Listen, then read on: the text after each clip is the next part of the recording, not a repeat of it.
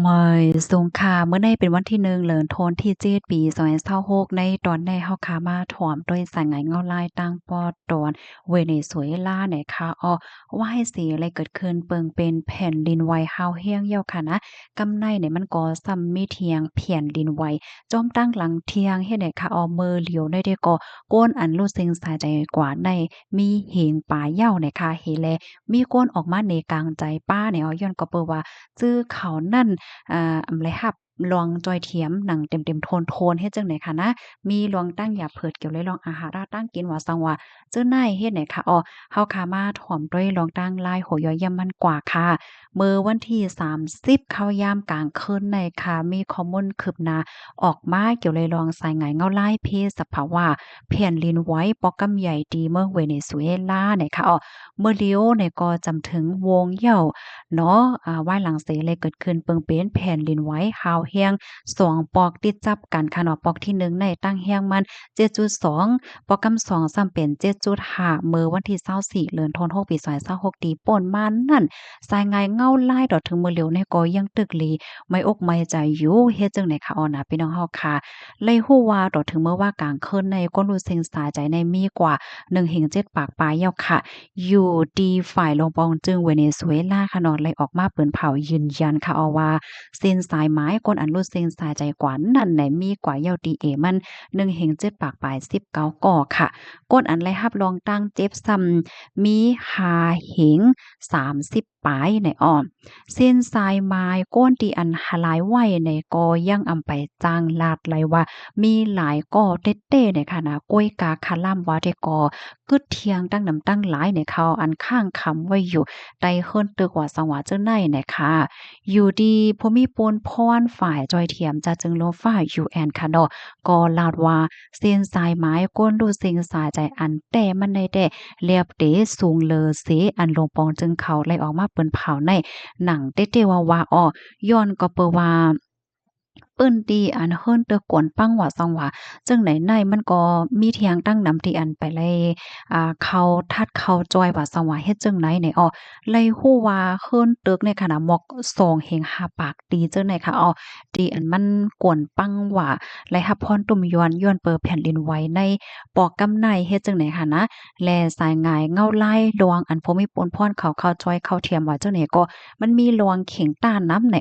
เลยฮู้ว่าฝนลงก็ส่ำติตกลงมาเที่ยงเฮ็ดให้ค่ะว่าได้นะ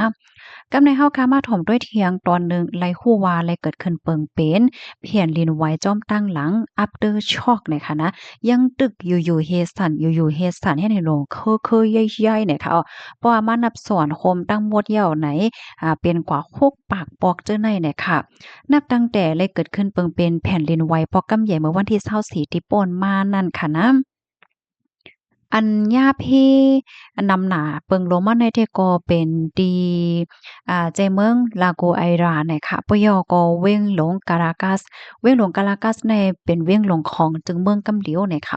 ในก็ฮบทบหญ้าแห้งสั่นจอมมาอันห้องว่า After Shock ในอยู่เคยๆย่ๆเนาะก็หกปากกำจึงในยาวเนี่ยค่ะมื้อวันที่29เนี่ยค่ะนะเลยเกิดขึ้นเปิงเป็นแผ่นดินไหวที่อาเซียนปานกลาง ต่างแฮงมันใน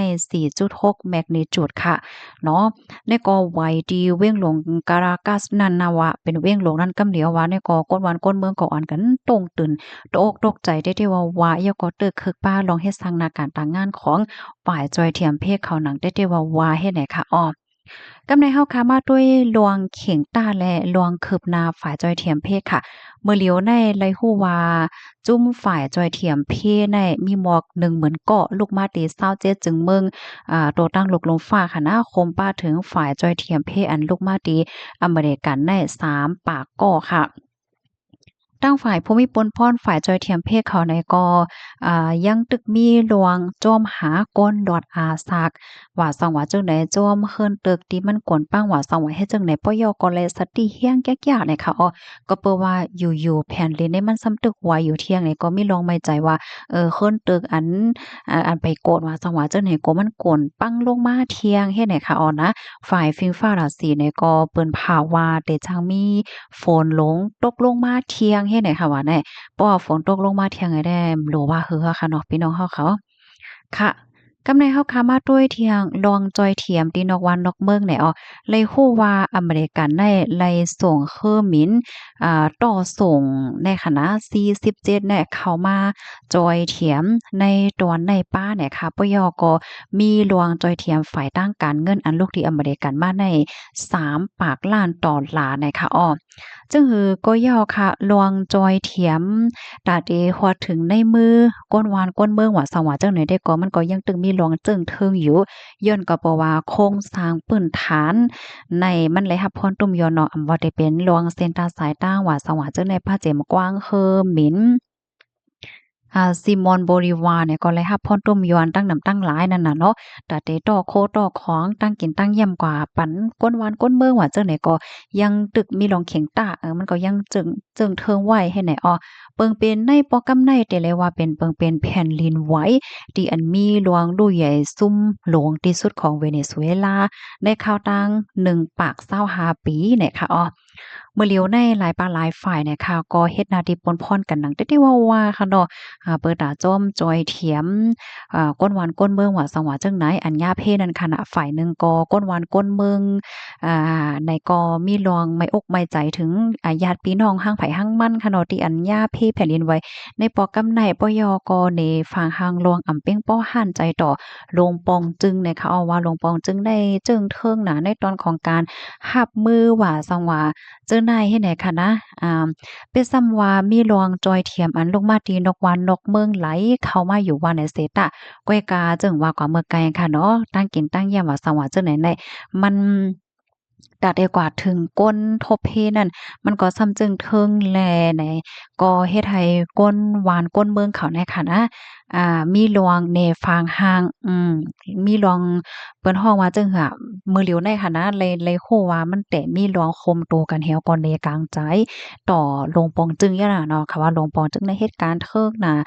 คับเครื่องกันคิดใจว่าสังว่าจังไหนไหนเนาะเฮ็ดให้ก้นหวานก้นเมืองได้ไล่หาลายตั้งเอาอาสากลวดว่าเฮาว่าเฮ็ดจังไหนสู้ๆซักๆลงก็เสียงมั่วเท่ไหนค่ะอ๋อในก็เป็นสายงานเงาลายตีเมืองเวเนซุเอลาเนี่ยค่ะ พี่น้องเฮาเขารับถอมข่าวคนแนวหันเทิงจึงหือพองค่ะในยอกอมื้อเหลียวในบางตีบางตอนในค่ะนะเสียวอายมันในออกมาเย้าว่าเสียวอายตุอายเมนว่าสังว่าจังไหนนั่นน่ะเนาะพี่น้องเฮาค่ะด้วยค่ะเหรอเฮิ้นตึกลงในโกนปังกว่า2เฮงปลายแน่โอ้โฮ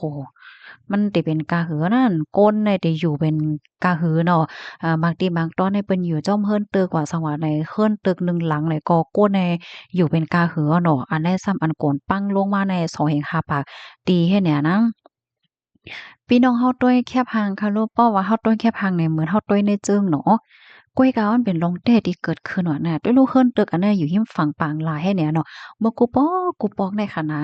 ก้นหนุ่มว่าก้นหมางเจอเนี่ยเพิ่นก็ไล่ใจอยู่เฮิรนตึกสูงๆให้เนี่ยเนาะด้วยวิวด้วยสภาวะต้านฮังหลีเนี่ยให้เนี่ยนะกล้วยกาหลังๆมาแน่ใกล้หันขาวแผ่นดินไหวเนี่ยมันก็ซ้ำบ่ค่อยโกกว่าเฮ็ดจังเนี่ยเนาะฮับถอมยอหันเทิงจึงหือก็ปันตาหันถึงมาเลยค่ะออไม่สงค่ะ